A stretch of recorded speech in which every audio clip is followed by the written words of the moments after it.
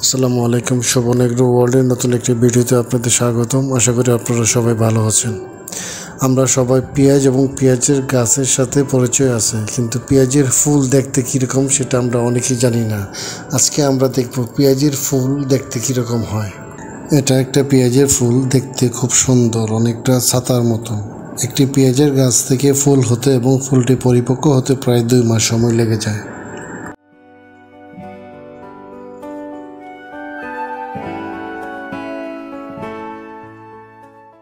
পরিপক্ক হওয়ার পর এই পেঁয়াজের ফুলটাকে যদি আমরা কেটে আবার মাটিতে লাগিয়ে দিই, কিছুদিন পর এই বীজ থেকে আবার নতুন পেঁয়াজের চারা গজাবে। এইভাবে আমরা ছাদ বাগানে পেঁয়াজের বীজ থেকে পেঁয়াজের গাছ তৈরি করতে পারি। ধন্যবাদ সবাইকে ভিডিওটি দেখার জন্য। আল্লাহ হাফেজ।